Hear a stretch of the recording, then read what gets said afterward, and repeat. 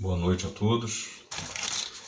Vou abordar um assunto que é conflitante, porém é pertinente a nós que proferimos a fé em Cristo Jesus. Vou falar de dízimos, vou falar de contribuição, vou falar de obra de Deus, né? E eu vou começar no tópico que é mais relevante, que é o tempo da graça, a qual nós vivemos, que a igreja, que é parâmetro para nós, a igreja primitiva, né? E vou começar por esse tópico. Então, a base para o nosso contribuir fica em 2 Coríntios, capítulo 9, versículo 7, que diz assim: Cada um contribua segundo propôs no seu coração, não com tristeza ou por necessidade, porque Deus ama ao que dá com alegria. Vemos claramente nessa passagem que não há porcentagem descritas aqui na Bíblia, né? Cada um contribui o que propôs no seu coração. Então, meu querido, Manassés, dá 10% da minha renda à obra de Deus, eu estou errado? É óbvio que não, né, querido? Se você faz isso com alegria, Deus vai receber. Só que no tempo da graça a qual eu e você vive, você tem a liberdade de não estar engessado a 10%. Você pode dar 20%, você pode dar 30%, pode dar 40%, pode dar 50%, pode dar até 100%. Você é livre para fazer isso. Então vi comentários na minha publicação lá, vivemos o tempo da graça, e dar 10% é muito pouco, deveríamos dar mais. Meu querido, fique à vontade, a palavra de Deus lhe dá essa liberdade. Se você está achando pouco que você está contribuindo, contribua com mais. A única coisa que eu falo para você é que você peça a sabedoria de Deus para que Ele possa derramar sobre a sua vida, para que você possa gerenciar as suas finanças, de forma que você possa honrar a obra de Deus e honrar seus compromissos. O que você não pode fazer, que você vai estar pecando se assim fizer, é apontar o dedo na cara do irmão e chamá-lo de ladrão, porque ele não está contribuindo com 10% de sua renda, seja qual for os motivos, tá? E eu vou te dar 2 exemplos clássicos, tá? Um grande empresário muito rico que ele tira por mês R$1 milhão. 10% dessa renda seria R$100 mil. Eu presumo que todo pastor gostaria de ter um membro assim. Contudo, querido, vai sobrar para esse cidadão R$900 mil, certo? Você há de convir comigo que esse cidadão tem potencial para contribuir para a obra de Deus com muito mais. Se ele quiser fazer o inverso, ele contribuir com 90% de sua renda e viver com 10%, ele viverá muito bem e muito melhor do que a maioria das pessoas. Agora eu vou te dar um outro extremo, um paradoxo, por assim dizer. Um cidadão que ganha um salário mínimo, tá? O salário mínimo acho que está em torno de 970 e pouco, mas eu vou arredondar para R$1.000, né? A cesta básica aqui em São Paulo está R$ 456. Eu vou arredondar para 450, certo? Então R$1.000 menos 450, sobrou R$550. Esse cidadão quem tem que pagar água, tem que pagar luz, tem que pagar telefone. Muito provavelmente ele não tem um imóvel próprio, quitado. Então provavelmente ele vai estar pagando financiamento desse imóvel ou aluguel. Meu querido, sem medo de errar. O que esse cidadão contribuir com alegria, ainda que seja menos de 10% de sua renda, Deus vai receber. Porque a palavra de Deus aqui em 2 Coríntios 9, capítulo 7, me garante isso. Cada um contribua segundo propôs no seu coração, não com tristeza ou por necessidade. Sim, eu vou contribuir porque eu almejo uma Lamborghini na minha garagem. Não, meu querido, seu coração não tem que estar voltado a isso. Você faz porque você se alegra em contribuir com a obra de Deus, tá? E o mais importante do que as nossas contribuições é o destino da nossa contribuição, que deve ser o quê? A obra de Deus. E o que é a obra de Deus? No tempo da graça, a qual eu e você vive, é cumprir o ID, o Evangelho. Vamos lá, vamos ler aqui em Mateus, tá?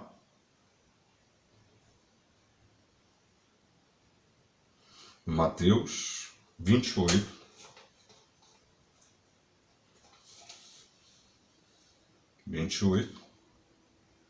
versículos 19 e 20. Portanto, ide, ensinai todas as nações, batizando-as em nome do Pai, do Filho e do Espírito Santo, ensinando-as a guardar todas as coisas que eu vos tenho mandado. E eis que estou convosco todos os dias, até a consumação dos séculos. Podemos também ler em Marcos, certo? Marcos 16, versículo 15. E disse-lhes: ide por todo o mundo e pregai o evangelho a toda criatura. Então, o que é a obra de Deus no tempo da graça? Cumprir o ide. A nossa contribuição tem que atender o ide, né? Mas a obra de Deus não se restringe apenas ao ide. Faz parte da obra de Deus.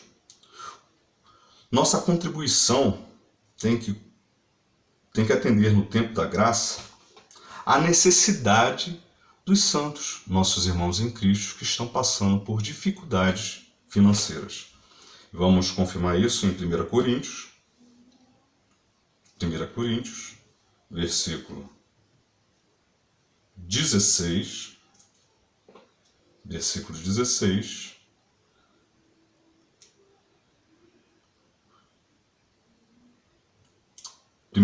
capítulo 16, versículo 1 e 2. Ora, quanto à coleta que se faz para os santos, fazeis vós também o mesmo que ordenei às igrejas da Galácia.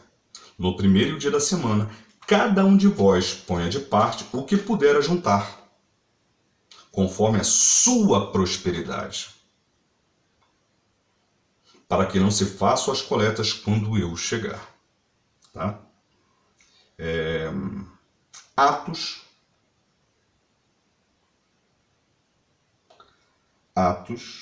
capítulo 2, versículos 44 e 45. Todos os que criam estavam juntos e tinham tudo em comum. Vendiam suas propriedades e fazendas e repartiam com todos, segundo cada um tinha necessidade. É obra de Deus, meu querido, suprir a necessidade de nossos irmãos em Cristo que estão passando por dificuldades financeiras. É obra de Deus, não é uma opção dada por Deus a nós, noiva de Cristo, tá? Então, tem um irmãozinho que está passando necessidade, a nossa contribuição, seja ela de 1% a 100%, tem que atender aquele irmãozinho que está passando necessidade. Então, o certo seria o quê? Quando você contribuísse, seja qual for a denominação. Quais os irmãos que estão desempregados passando necessidade? Pode passar ali na tesouraria, que a igreja vai lhe dar o suporte para o quanto antes você sair desse estado de necessidade. E você também, irmão, que está passando por dificuldade financeira, vai correr atrás para que saia dessa situação e ajudar outros irmãos em Cristo que estão passando por necessidade. Isso, querido, eu não estou falando direcionado a algumas, estou direcionado a todas. A igreja primitiva agia dessa maneira, tá? Vamos lá. Gálatas 6,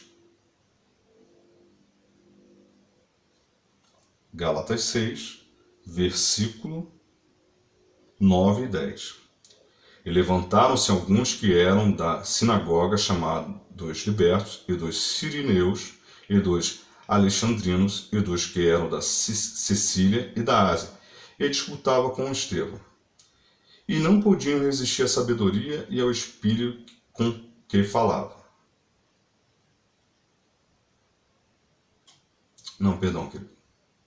É Gálatas. Eu não mudei aqui. Gálatas, capítulo 6.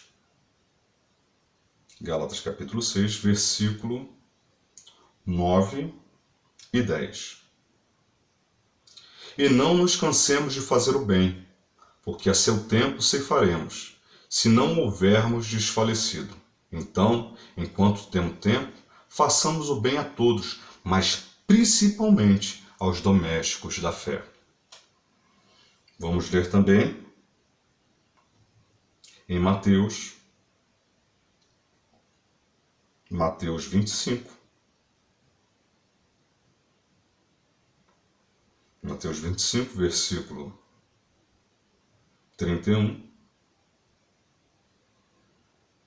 ao 40. O fim do sermão profético, a vida eterna e o castigo eterno. E quando o Filho do Homem vier em sua glória e todos os santos anjos com ele, então se assentará no trono da sua glória. E todas as nações serão reunidas diante dele e apartará um dos outros, como o pastor aparta dos bodes as ovelhas.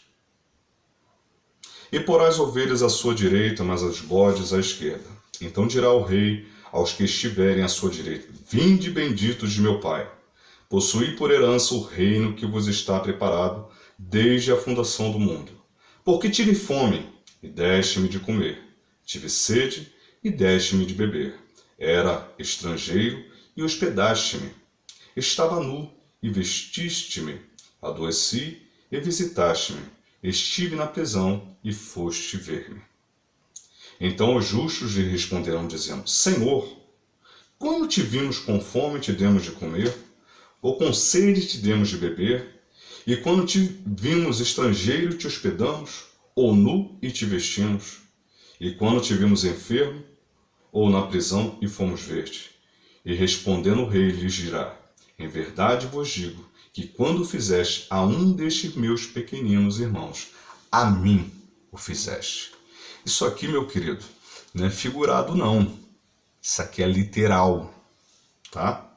Então a nossa contribuição, além de cumprir o ID de Cristo, tem que suprir a necessidade dos meus irmãos em Cristo que estão passando por dificuldades financeiras. Isso é claro na palavra de Deus. Esse trabalho social para com os nossos irmãos, tá? A nossa contribuição deve satisfazer a necessidade dos obreiros.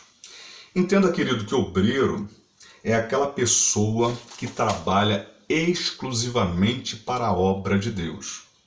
Aquela pessoa que abdicou de ter um trabalho secular para viver exclusivamente da obra de Deus. Este irmão deve ser sustentado pela noiva de Cristo, pelos irmãos, né, que tem a sua fonte de renda, que é servidor público, trabalha no setor privado, tem um comércio, enfim, tem uma fonte de renda esta igreja. Nós, irmãos em Cristo, temos que garantir o sustento deste obreiro, né? Entenda que se porventura a pessoa tem uma fonte de renda esta igreja, logo ele se torna indigno de receber salário da igreja. Então ele passa, se ele tem uma fonte de renda esta igreja e recebe salário da igreja, ele está sendo um fardo pesado para a obra de Deus, né? Necessário for trabalho de dia e de noite para não sermos pesado ao nosso irmão. Chega a ser imoral, meu querido, vermos pastores que têm uma fonte de renda esta igreja, capitão de mar guerra, tem um grande comércio, enfim, é servidor público, seja qual for a sua fonte de renda, esta igreja é aposentado, pensionista, enfim. E ele ainda recebe salário da igreja, enquanto as ovelhas estão desempregadas, passando por necessidade. Isso é imoral, tá? Então, não convém que faça isso. Então vamos lá. A nossa contribuição deve satisfazer a necessidade dos obreiros, tá? 1 Timóteo,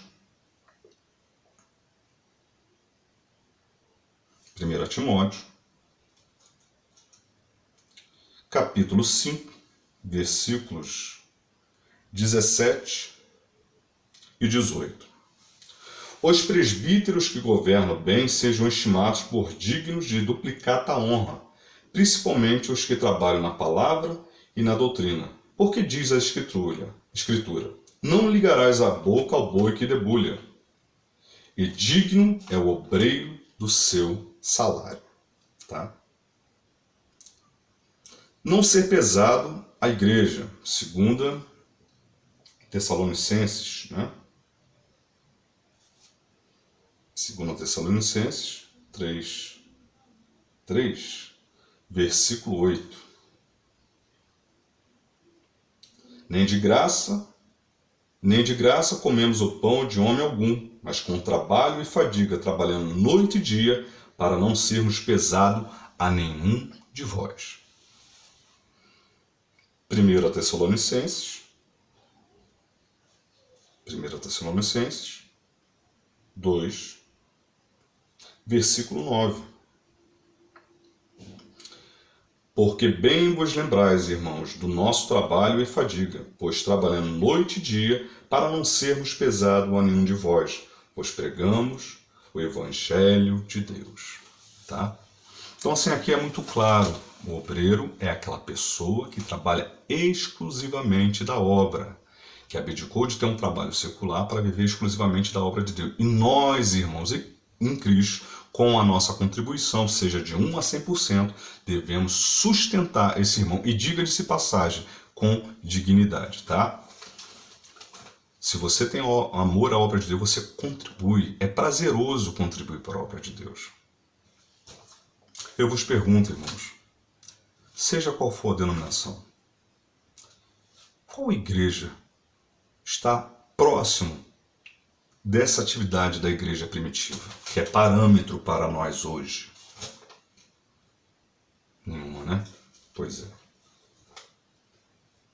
A nossa contribuição deve satisfazer a necessidade dos pobres, não mais nosso irmão em Cristo, querido. Aquelas pessoas que não proferem a fé em Cristo Jesus, mas são os pobres, crianças de rua, mendigo, pessoas que passam necessidade. O nosso contribuir tem que atender essas pessoas. A definição do verbo transformar é assumir uma nova forma. O Evangelho de Cristo é transformador. Eu e você somos instrumentos de Deus para transformar a vida de pessoas. Jesus te ama. Deus vai mudar o seu quadro. Meu querido, isso é muito bonito. Mas o agir é investir. A fé sem as obras, ela é morta. Então, o nosso contribuir tem que atender a necessidade desses povos. Será que isso está escrito na Bíblia ou não? Vamos ver. Lucas.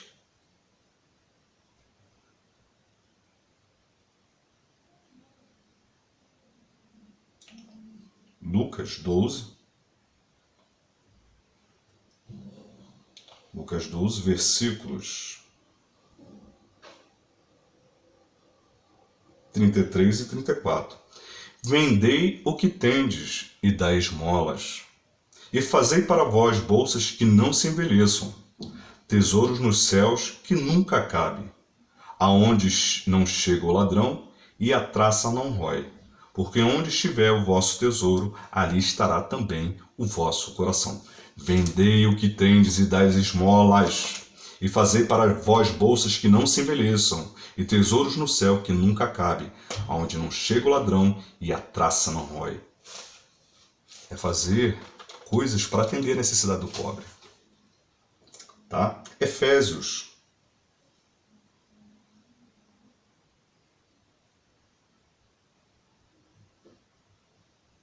Efésios, capítulo 4,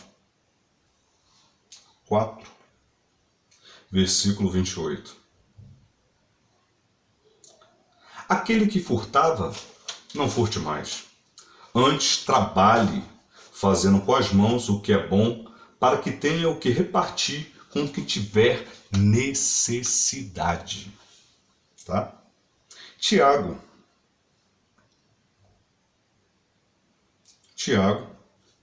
capítulo 1. Tiago 1, versículo 27.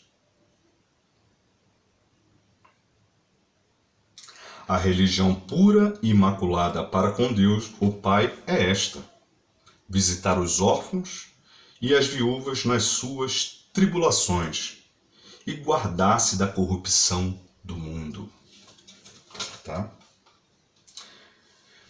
Jesus Cristo aboliu a antiga aliança. E é agora que a gente vai começar a entender melhor, né? No tempo da graça, a palavra de ordem é contribuir, seja de 1% a 100%. O que Deus propôs no seu coração, você contribua, faça com alegria, tá? E vamos ver que no pacto da antiga aliança está inserido o quê? A lei mosaica, né?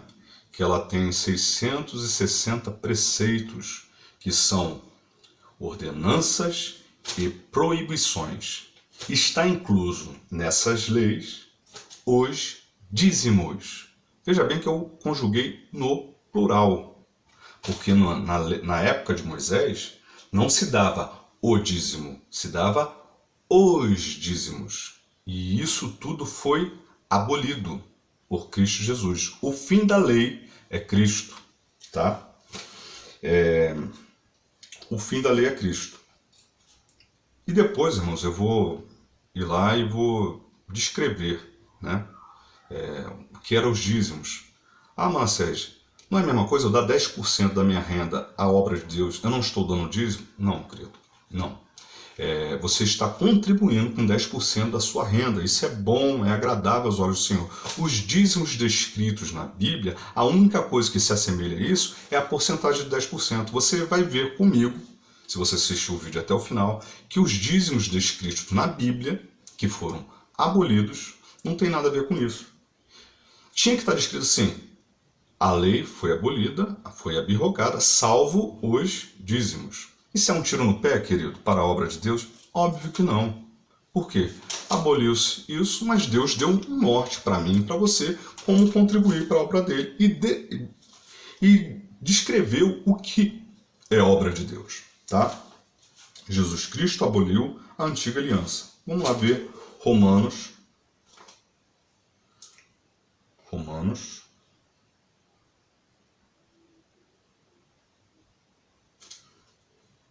7, versículo 4. Assim, meus irmãos, também vós estáis mortos para a lei, pelo corpo de Cristo, para que sejais doutro daquele que ressuscitou dentre os mortos, a fim de que demos fruto para Deus. Assim, meus irmãos, também vós estáis mortos para a lei. Tá? Romanos 7, versículo 6. Mas agora estamos livres da lei, pois morremos para aquilo em que estávamos retidos, para que sirvamos em novidade de espírito e não na velhice da letra. Vamos lá também, em 2 Coríntios 3, versículos 23. 2 Coríntios 3, versículo 14, querido, perdão. Mas os seus sentidos foram endurecidos, porque até hoje o mesmo véu, está fazendo menção daquele véu sobre o rosto de Moisés, mas os seus sentidos foram endurecidos, porque até hoje o mesmo véu está por levantar da lição do Velho Testamento, o qual foi por Cristo abolido. Vamos ler também Gálatas 3, versículos 23 e 25. Mas, antes que a fé viesse, estávamos guardados debaixo da lei e encerrados para aquela fé que se havia de manifestar. De maneira que a lei nos serviu de aio, instrumento para nos conduzir a Cristo, para que pela fé fôssemos justificados. Mas, depois que a fé veio, já não estamos debaixo de aio. Tá? Gálatas 3, versículos 10 e 13. Isso aqui é bem forte. Todos aqueles, pois, que são das obras da lei, estão debaixo da maldição. Porque escrito está: maldito todo aquele que não permanecer em todas as coisas que estão escritas no livro da lei, para fazê-las. Meu querido, ou você vive da lei, ou você vive da graça, tá? O único que cumpriu a lei na íntegra foi Jesus Cristo, mais ninguém. Vemos diversas passagens do povo hebreu no Antigo Testamento, período exílico e pós-exílico, que eles abandonavam os estatutos de Deus, né? Os preceitos da lei. As primícias que você deveria dar, a primeira fruta, a mais bonita, dava qualquer coisa. Entendeu? Os animais que deveria ser o imaculado, o mais bonito, dava qualquer coisa. Os homens casavam com mulheres que não eram casar com outros povos. Entendeu? Abandonava, não dava mais oferta, não dava mais os dízimos, enfim, era uma bagunça só. Temos o exemplo que o rei Neemias, né, ele construiu o muro, restaurou o templo e ele resgatou. Não, temos que cumprir os estatutos que Deus nos mandou para fazer. Somos o povo de Deus, né? Então, tanto que Malaquias fala, 3:10, em quem me roubais nos dízimos, nas ofertas alçadas, né? Então o povo foi muito rebelde. O único que cumpriu na íntegra a lei foi Jesus Cristo, tá? Então, querido, existem dois ciclos, o ciclo da lei e o ciclo da graça. Jesus era judeu, ele nasceu na lei, ele estava sob a lei e ele cumpriu a íntegra, ele cumpriu toda a sua missão. Assim que Jesus morreu e ressuscitou, foi instaurado a graça. Terminou o ciclo da lei e começou o ciclo da graça. Então toda a lei foi abrogada e vivemos o ciclo. Quando eu falo lei, é a lei mosaica. Os 10 mandamentos é lei de Deus. Foi o próprio Deus que escreveu. Então separa isso aí, tá? Os 10 mandamentos foram revogados, abrogados, finalizados? Não, queridos. Os 10 mandamentos é a lei de Deus, tá? Contudo, os 10 mandamentos estão inclusos, não é que eles foram substituídos, estão inclusos nos 2 novos mandamentos de Cristo, que é amar a Deus sobre todas as coisas, e um semelhante a esse, teu próximo como a ti mesmo. Desses 2 mandamentos detém toda a lei e os profetas. Então, meu querido, quando você cumpre o primeiro mandamento de Cristo, é como se você estivesse cumprindo os 4 primeiros do decágono, dos 10 mandamentos. Quando você cumpre o segundo mandamento de Cristo, você cumpre os outros 6 mandamentos.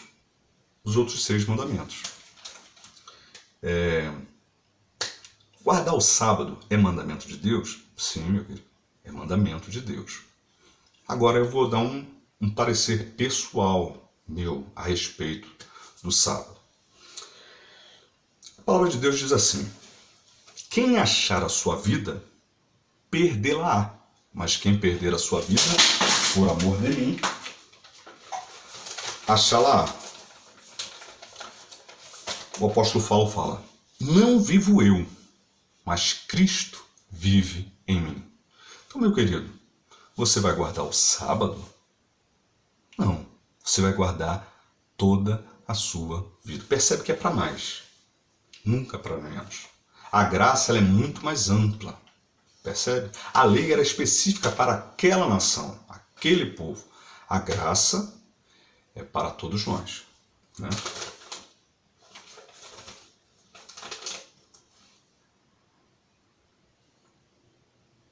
Só um minutinho. Caiu aqui o celular e acabou tirando. Vamos lá, Romanos,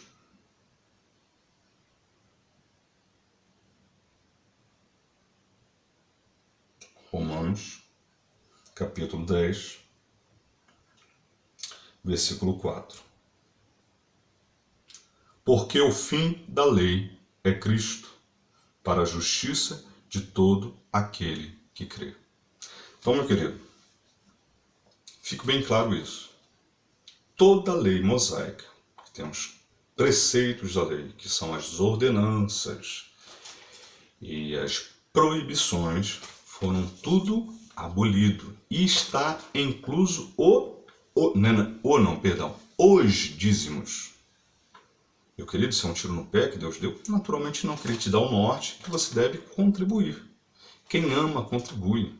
Meu querido, é uma coisa prazerosa contribuir para a obra de Deus. Você não está engessado a cumprir com 10% da sua renda. Se você pode contribuir com mais, faça. Tá? Mas, meu querido, o que eu estou atentando aqui é o seguinte. A denominação que você faz parte, quando recebe as contribuições, ela não repassa para os irmãos em Cristo que estão passando necessidade. Né? Nem sabe quem está desempregado, deixa de estar. Eu estou falando isso para você se rebelar contra a sua denominação? É óbvio que não. Mas eu vejo uma frase muito infeliz que o pessoal fala. Eu já dei 10% do meu salário para a igreja. O que o pastor faz ou deixa de fazer é problema dele. Meu querido, não delegue a sua responsabilidade ao pastor, tá? Ele vai dar conta? Vai dar conta. Mas você também vai. Porque o nosso irmão em Cristo está passando fome e necessidade hoje. E você é o instrumento de Deus na terra para acolhê-lo. Então o que eu sugiro para você? A igreja não está fazendo esse trabalho. O que impede você de fazer? Né? O que impede você de fazer? Você fazer um levantamento, saber que os irmãos estão passando necessidade, e vai lá, visita, faz uma compra do mês para a casa dele, se a despensa dele estiver vazia, né? Paga algumas contas para ele, né? E esse irmão, naturalmente, quanto antes ele vai querer sair desse estado de necessidade para ajudar outros irmãos em necessidade, ajudar pobres, entendeu? Isso tudo está descrito na Bíblia. Então eu estou chamando a atenção para você que faça isso. Não fica restrito, eu fiz minha parte, e o que eles vão fazer, deixa eu fazer problema deles. Não, querido. Tenha zelo pela obra de Deus, tá? Acolha seus irmãos que estão passando necessidade, tá? Acolha os pobres, né? Por exemplo, a igreja não tem um trabalho que possa tirar a criança de rua, possa dar um suporte ao mendigo. Meu querido, vê uma instituição séria, tá? Que não precisa nem ter um slogan religioso, não. Que atenda esse pessoal. Eu vou te dar um exemplo meu, pessoal. Não estou falando que eu estou certo, mais certo do que você, não. Eu contribuo para o Médicos Sem Fronteiras. Muito provavelmente lá deve ter ateus. Mas pessoas que são ateus, que não proferem a fé em Cristo, estão fazendo muito mais a obra de Deus do que eu, que estou proferindo a fé em Cristo. Porque eu contribuir é fácil, filho. O difícil é meter a mão na massa. Eu vi lá nos comentários, tipo um tom de sarcasmo, me permite a colocação aqui. Enquanto isso, nossos irmãos da Síria. Meu irmão, está doendo de verdade o que está acontecendo na Síria? Está doendo de verdade? Está te incomodando? Está tirando teu sono? Meu irmão, entra na internet, veja qual uma instituição séria que está ajudando aquele povo e faça a sua contribuição. Você não precisa de uma igreja para fazer isso, não. Entendeu? Tá te incomodando, faça. E se você não fizer, vai pro inferno? Também não, meu querido. Mas percebe que a obra de Deus é bem mais ampla do que eu e você imagina? Será que nós estamos fazendo igual a igreja primitiva fazia? Porque ela é a nossa referência de igreja. Tá? Mateus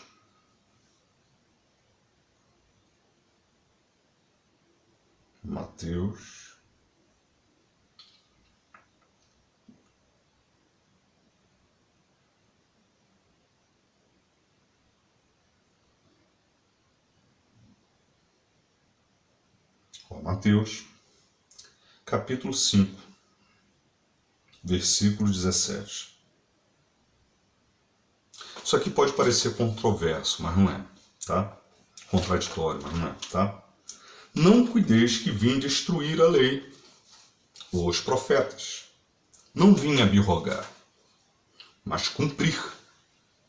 Porque em verdade vos digo que até, veja bem, tem um prefixo, uma preposição de inclusão. Até que o céu e a terra passe, nenhum jota ou um tio se omitirá da lei, sem que tudo seja cumprido. Meu querido, Jesus cumpriu a missão dele aqui na Terra? Sim ou não?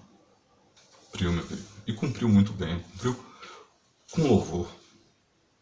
Ele foi o único que cumpriu a lei na íntegra, tá? Então, a graça não foi instaurada com o nascimento de Jesus. A graça foi instaurada com a sua morte e ressurreição, certo? Então, Jesus ele cumpriu tudo, ele era judeu, ele cumpriu toda a lei. Assim que ele morreu e ressuscitou, foi instaurado a graça. Então, terminou o ciclo da lei e começou o ciclo da graça. O que podemos aproveitar do pacto da antiga aliança são os 10 mandamentos. As demais coisas não se aplicam mais a nós, tá? E você vai ver, depois a gente vai falar sobre os dízimos, que eu acho que o pessoal está muito preocupado. Se os dízimos era lindo, meu querido, o nosso contribuir é muito mais. Perceba, é muito mais bonito, é muito mais amplo, entendeu? Obra de Deus é investir em pessoas. As igrejas estão muito preocupadas em fazer templos e mais templos e tal, e estão investindo pouco em pessoas. Eu vou não parecer, pessoal, acho que as igrejas, seja qual a denominação, elas fazem bem o ID de Cristo, né? E até a sustentação dos obreiros, né? Aquelas pessoas que vivem exclusivamente da obra, está sendo muito bem feita. Todas as denominações, nesse aspecto, estão fazendo um bom trabalho. Mas dar assistência a nossos irmãos em Cristo que passam necessidade, dar assistência aos pobres, meu irmão, isso aí está deixando a desejar a beça, certo? Deixando muito a desejar. No Brasil tem muita igreja.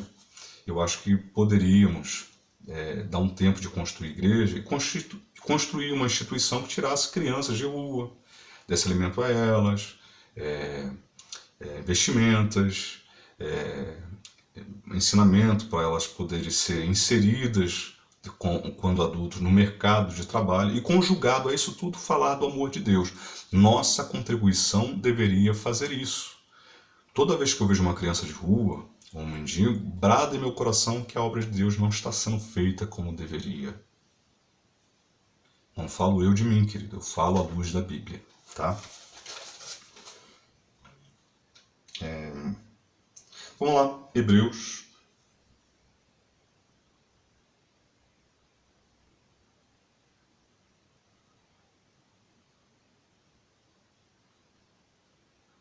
Vamos lá.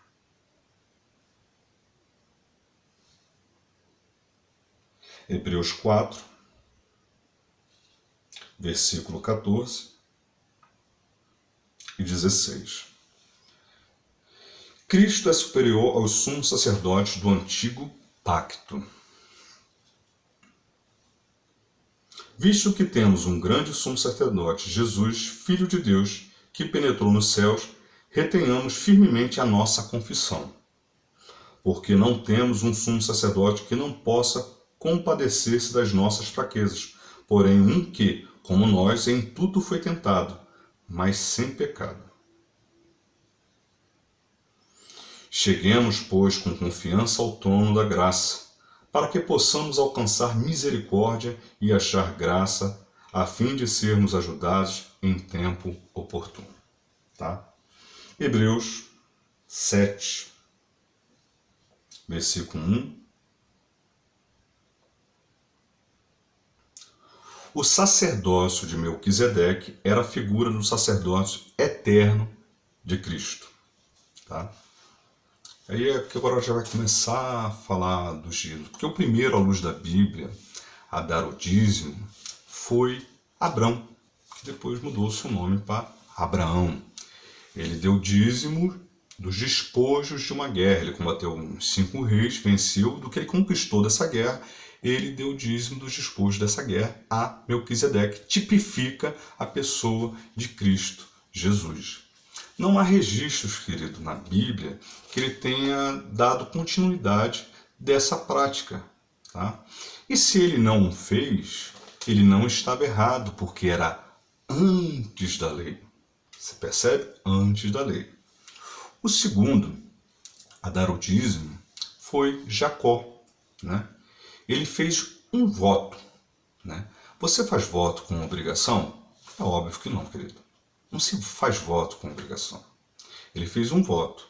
Se ele fosse abençoado por Deus, se, conjunção coordenativa condicional.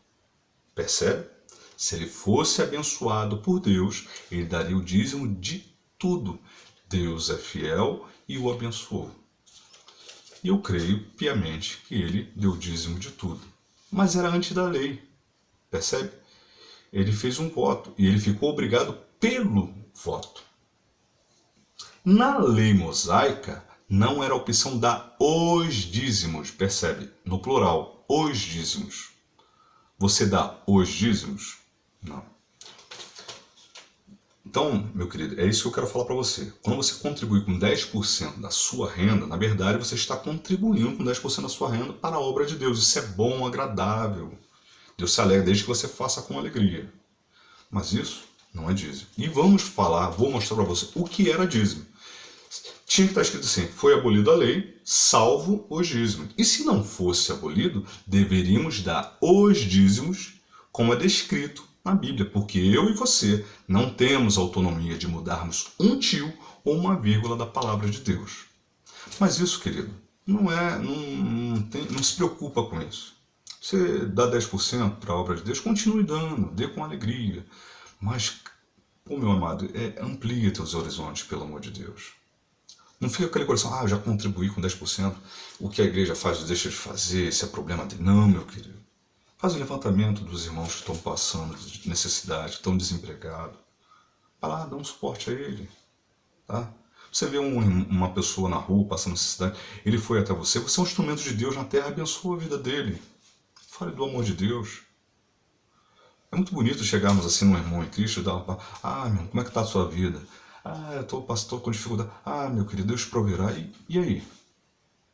Ele está passando dificuldade agora, meu querido. E a palavra de Deus fala para você socorrer. A nossa contribuição deve fazer isso. Tá? Então vamos lá. O sacerdote de Melquisedeque era a figura do sacerdote eterno de Cristo. Porque este Melquisedeque era rei de Salém, sacerdote do Deus Altíssimo, e que saiu ao encontro de Abraão quando ele regressava da matança dos reis, e o abençoou. A quem também Abraão deu o dízimo de tudo. E primeiramente por interpretação, rei de justiça, e depois também rei de Salém, que é rei de paz. Sem pai, sem mãe, sem genealogia, não tendo princípio de dias, nem fim de vida, mas sendo feito semelhança ao Filho de Deus, permanece sacerdócio para sempre.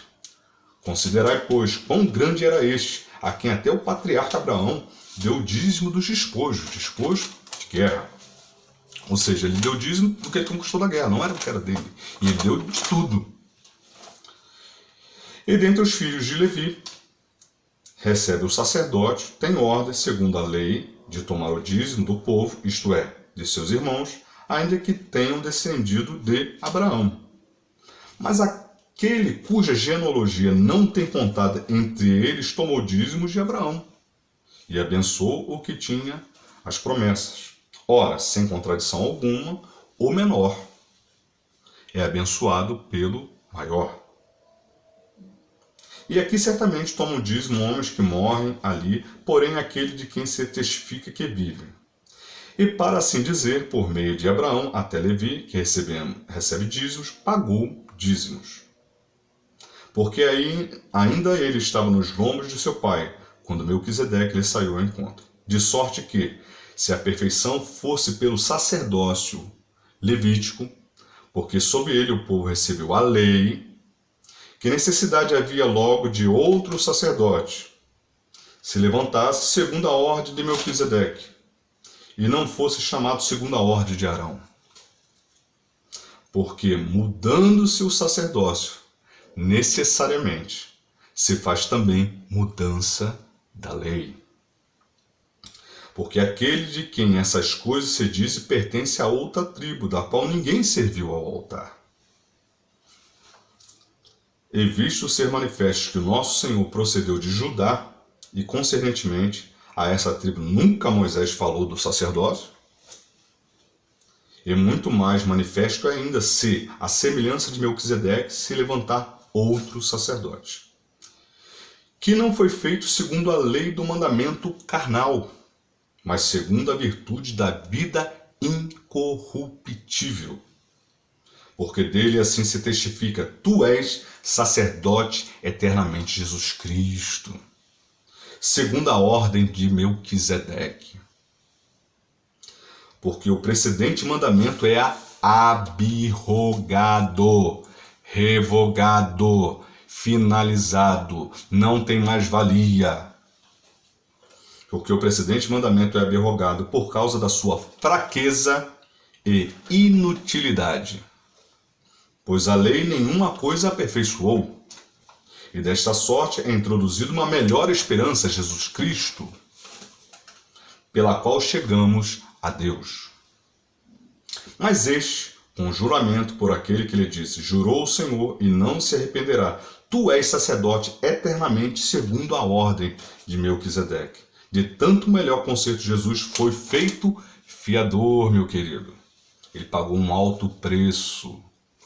A sua alma tem um valor inestimável, um valor incalculável. Se eu juntasse todas as pedras preciosas do mundo, todas as riquezas do mundo, não seria o suficiente para pagar pelo preço de sua alma. Você vale muito. Contudo, nenhuma alma nesse mundo merecia o derramamento do sangue de Cristo vertido na cruz do Calvário. Ele pagou um alto preço para que eu e você tivéssemos vida eterna. Percebe? Não foi um preço justo. Ele pagou muito mais do que eu e você valia. Por amor, querido. A essência, a natureza de Deus é amor. Mas este, porque pertence eternamente, tem um sacerdote perpétuo. Portanto, pode também salvar